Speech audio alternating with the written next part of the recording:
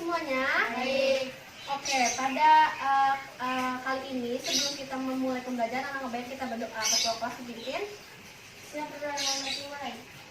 Berdoa selesai. Ya. Sebelum kita memulai pembelajaran hari ini, Ibu mau absen dulu ya. Apakah semuanya hadir? Hadir. Alhamdulillah. Nah, sebelum kita memulai pembelajaran, Ibu memiliki kontrak pembelajaran. Yang pertama, tidak boleh bercanda selama pembelajaran. Tidak boleh mengobrol dan harus fokus. Oke, mengerti? Sekarang Ibu mau kasih semangat nih buat kalian. Sebelum kita mulai pembelajaran, kita bertepuk semangat dulu bareng-bareng ya. Ayo kita bareng-bareng. 1, 2, 3, tepuk semangat.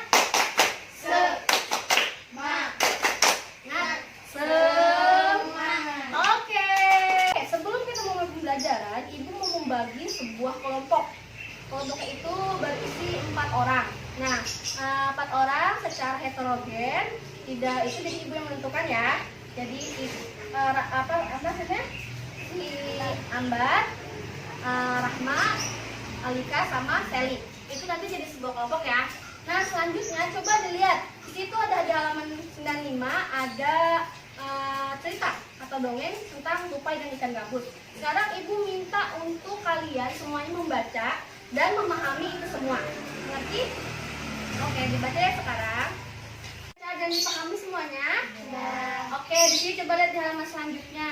Di sini ada mengenai judul. Judul itu apa sih? Judul itu kayak sebuah bagian dari unsur-unsur cerita. Judul itu kayak judul dari ceritanya itu apa, tentang dongeng apa. Terus kalau tokohnya itu apa? Orang-orang atau sebuah tokoh yang terlibat dari dongeng tersebut. Terus ada sifat tokoh itu kayak apa sih, watak ya?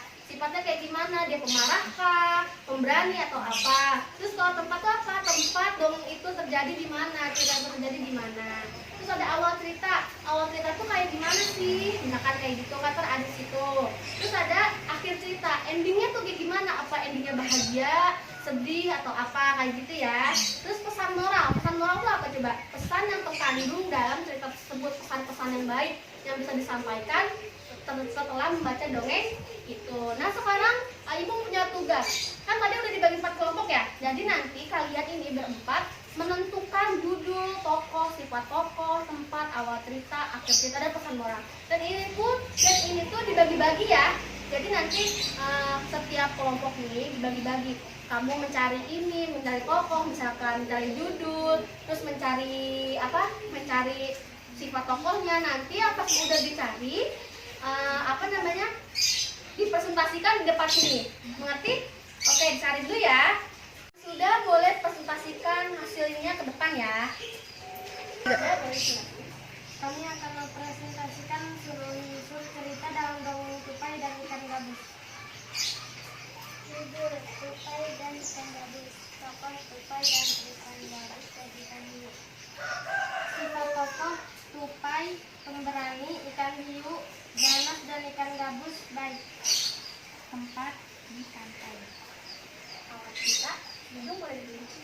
Awal cerita: sedih karena si ikan gabus sakit. Terus akhir cerita, Senang dan bahagia. ya, karena apa? Karena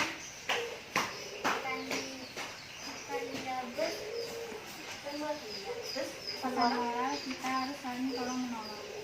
Oke, tepuk tangan semuanya. Nah, selanjutnya itu kan biasanya kan kalau pembaca dongeng itu biasanya menggunakan layang yang terbuat dari kayu. Tahu nggak sih tukang kayu itu sebuah apa? Pekerjaan bukan? Pekerjaan. Nah, pekerjaan yang menghasilkan apa? Barang, ya kan? Lalu nih di sini kita akan membahas tentang jenis pekerjaan. Nah kan apa tadi jenis pekerjaan? Si tukang kayu. Tukang kayu. Tukang kayu itu ngambil kayunya dari mana? Hutan kan? Hutan itu sumber daya hutan. Terus dari tukang kayu ini menghasilkan apa? Barang kan? Barangnya tuh apa sih? Meja, iya kan? Meja, terus kursi dan lain-lain. Lalu terus dari sini pasti diituin dipasarkan ke pasaran atau toko mebel. Itu tuh biasanya tuh siapa yang beli? Kita kan, masyarakat, benar. Lalu manfaatnya apa sih? Jadi kita mempunyai barang-barang yang dari si tukang kayunya ini kayak meja, kursi, dan lain-lain. Seperti ini ya penjelasannya. Sekarang ibu minta untuk kalian menulis satu jenis pekerjaan yang berkaitan kayak misalkan di sini. Ini kan tukang kayu. Jadi sumber daya alamnya apa? Dari hutan. Terus hasilnya apa? Hasilnya ini. Terus manfaatnya apa? Jadi kamu menulis jenis-jenis pekerjaan seperti ini ya. Ditulis di bukunya masing-masing, nanti dikumpulin ibu. Ayo. Udah semuanya? Oke, dikumpulin ya. Nah, selanjutnya ada tentang tadi kan kita udah belajar sumber daya alam ya. Mau tahu nggak sih sumber daya alam itu? Kita coba lihat jalan selanjutnya. Nah, sumber daya alam itu semakin dari tahun ke tahun semakin berkurang. Kayak hutan-hutan tuh sudah mulai habis pohon-pohonnya. Jadi gimana sih cara kita mencegah supaya sumber daya alam kita itu masih ada, makin banyak tuh gimana sih? Seperti tidak menebang pohon, terus tidak apa lagi?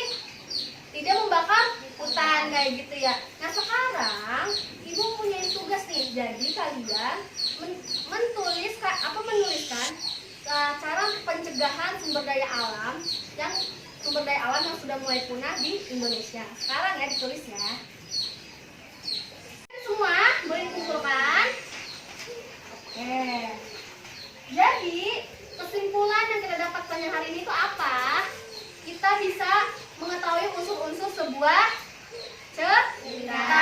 Terus kita juga bisa mengetahui jenis-jenis pekerjaan yang berkaitan dengan sumber daya dan budaya sosial. Lalu kita juga bisa mengetahui gimana sih cara pencegahan sumber daya alam yang ada di Indonesia yang sudah mulai berkurang. Nah, ada yang mau dipertanyain? Udah, ya udah. Sebelum kita mengakhiri pembelajaran ini, anak-anak kita berdoa. Satu kelas dipimpin. Ya, berdoa satu lagi. Berdoa selesai. Ya, ibu akhiri. Kurang lebih mohon maaf. Wassalamualaikum warahmatullahi wabarakatuh. Waalaikumsalam warahmatullahi wabarakatuh.